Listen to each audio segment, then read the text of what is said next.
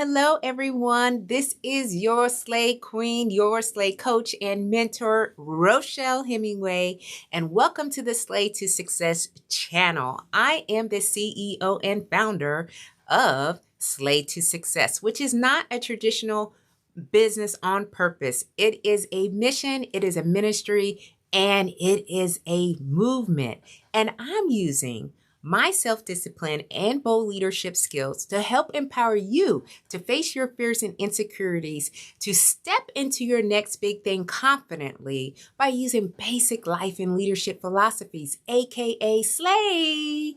Stay ready to be ready, lead out loud, a sense of community, a sense of family, and knowing you are built to last without sacrificing your health, relationships, opportunities, or happiness, based on my many lessons learned throughout my 30-year military experiences in the United States Air Force and beyond. Today, we are going to be talking about breaking the rules. Yes, it's risky. Yes, people may be judging you by what you're doing, but I will tell you, the most successful people I know break the rules. So how do we go from a point in our lives where as young children, we are taught to follow the rules? We are told to look both ways before crossing the street, right? To don't talk to strangers, to color within the lines, to wait our turn, if you will, say please and thank you, and raise our hand to speak. Maybe don't talk with your mouth full. And the list goes on and on and on. So what I'm about to share with you is about breaking the rules, but not from an immoral or unethical standpoint. I want to make that very clear. All right. When we are dealing with other people's lives, this is not what I'm talking about today. I'm talking about breaking the rules within your life, being a rebel in your life. All right. But once we get older and we start learning about these rules, we start operating sometimes with those established norms and those standards, those rules. We talk a certain way, we dress a certain way, and we're always trying to follow the instructions. And we don't dare rock the boat, because if we do, then we're getting called out or singled out, and people are looking at us like we got 10 heads as to why we choosing to step outside of that. So when we start paying attention to what everyone else is doing, what they're working on, what their behaviors are, whether it's in our life, at school or at home, whether we admit it to it or not, we are all rule followers. But who's actually making these rules up, y'all? Who's making these rules up? And are following all these social norms really actually helping us? I've learned that following someone else's way or their own path doesn't always equate to the best way forward. And sometimes following the rules holds us back from realizing our dreams, our hopes, and our aspiration. Yes, it is scary to be a rebel, but sometimes it's necessary if we want to advance in our lives and in our careers. So how do we ignore the conventional wisdom that's out there for us and silence the voice in the back of our heads that tells us not to rock the boat? And how do we find the courage really to question authority and forge our own path? That's exactly what I'm going to talk to you. I'm going to make 3 statements here, and I'm going to expound on each one of them. And this is a way to invoke some thought as to how you're going to continue forward in your life and whether or not you're going to follow the rules as you do. All right, so number 1 statement here. Most people don't question the rules. They don't question what is being presented. But most successful people do. So as I was in the military, and I was a medic, an independent duty medical technician for about 10 years. I was a first sergeant for 4 years.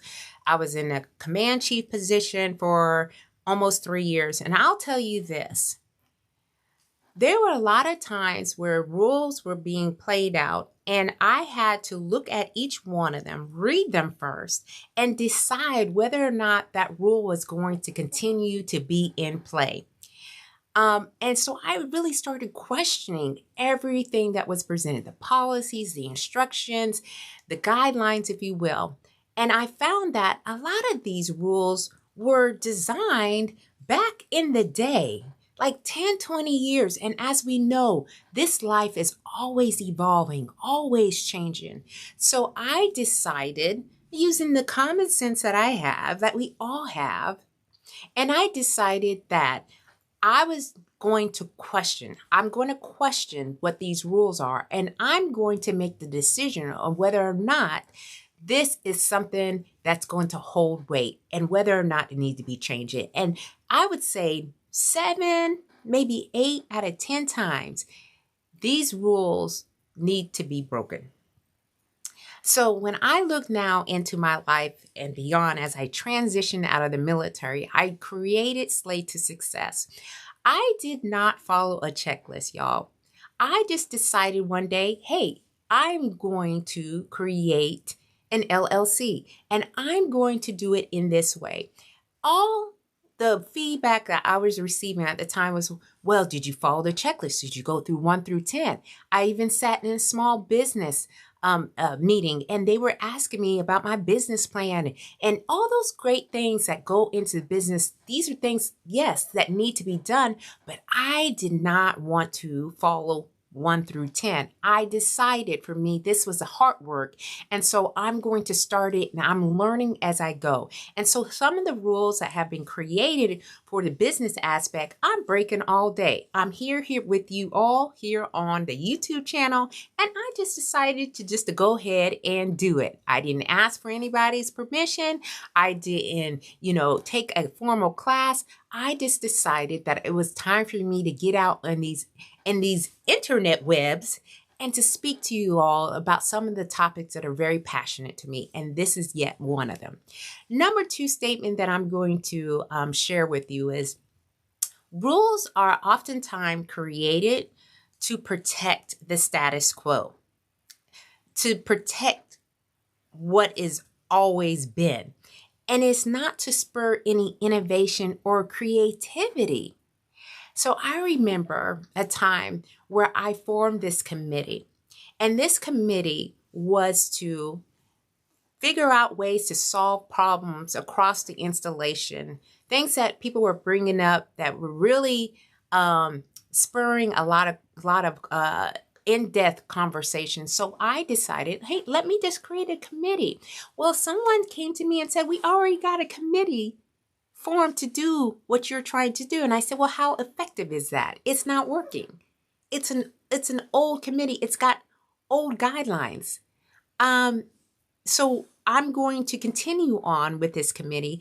And we found so many different ways, so many ideas that came from them to solve problems for all the people that were on the installation. So I learned as I have moved forward, and I'm now in retirement, that I go to networking events a lot, y'all. I go to about 2 to 3 networking events a month. And when I'm there, I don't go in with a traditional mindset. I don't go in thinking, well, I have to talk and speak to certain subjects, if you will.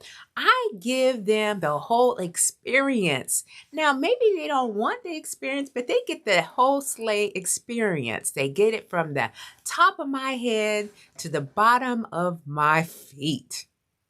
All right. And so I'm breaking that traditional setup, as you will, of meetings being a humdrum and you're shaking hands and you're talking about the same things.